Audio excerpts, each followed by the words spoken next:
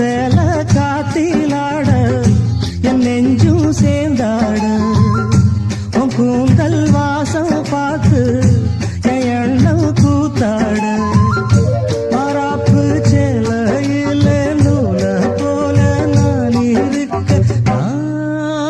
சாமிய வேண்டுற கண்மணி கண்மணி